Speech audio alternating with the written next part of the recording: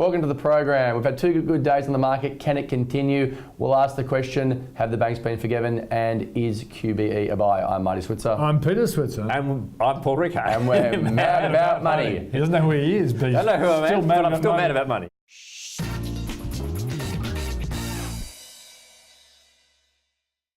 Okay, two good days on the market, but it's still concerning, Pete, when the US is at record highs. We're still at 5,700. We've been here for a long time now. Is this the start of something better? Look, I'd like to say yes. Everyone knows I'm an eternal optimist, but I do think we're stuck in this trading range until something really big and positive comes along. It may well be Donald Trump getting his tax plan, through Congress. Look. This is just a nice respite after Kim Jong-un and the hurricanes and all that sort of stuff. But I find it very hard to believe that the worst is still behind us.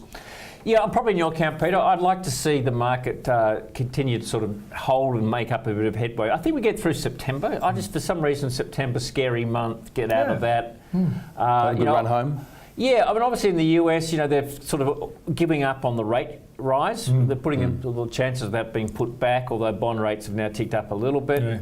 Yeah. Look, let's just see how it plays. Where do we get the growth in Australia? Like, you look at Apple last night, they've announced their new iPhone, they're aiming to sell 200 million units.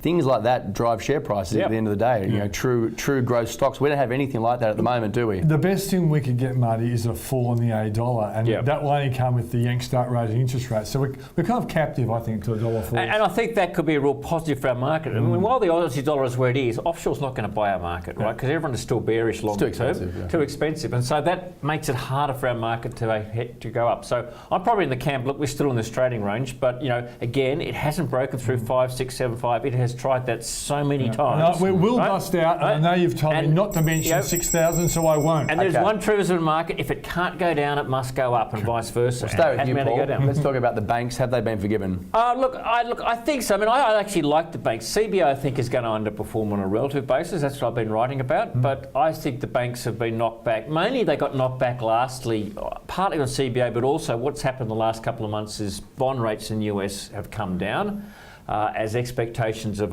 another rate rise have receded. Now, we're sort of a bit captive to US banks rallying. We rally. Conversely, US banks come under pressure. Our banks have come under pressure. I think there's still value in the banks in terms of, well, what else do you buy? So.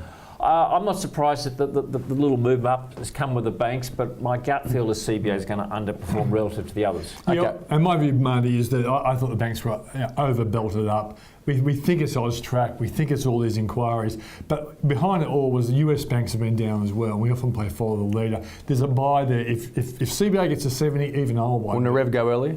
Yeah, I think so. If they can find a Jesus Christ alternative to Ian Narev, like a Messiah, who would change CBA, the share price will go up. I'd say that progress is they're obviously very high priority. It's the best way for CBA to get some clean air. Is to put this behind it, and the way to put it behind it is bring in a new CEO. A Messiah who's going to, all the culture's going to change. They're all going to be right going forward, and the market can believe a Richard Goyder lookalike. So I think that's, if I was the board, I'm sure that is a number one priority to accelerate that as much as they can. So talking about other CEOs going at the end of the year, QBE John Neal, he'll be leaving at the end of this calendar year. That begs the question, Pete, is QBE a buy now?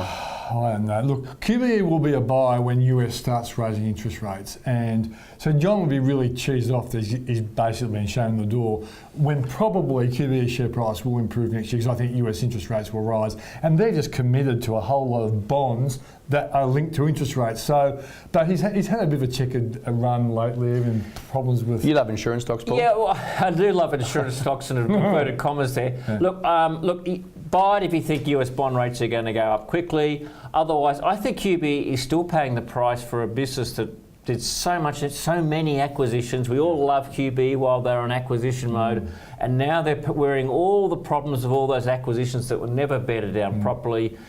John Neal's had to deal with that, hasn't come out with smelling of roses, a few other issues, had to go probably for the market. but I still don't like the industry. So But a company's out there. I just can't get excited about QB. I mean, again, if you think the Aussie dollar is going to come under pressure, interest rates in the US are going to go up, then you buy QB. Otherwise, I think that's a stock you just confine If you're to, buying 20 stocks, it could be in your 20 stock portfolio, but I wouldn't go long it. Yeah, That's all we've got time for. I'm Marty Switzer. I'm Peter Switzer. I'm Paul Rickard. And we're mad about money.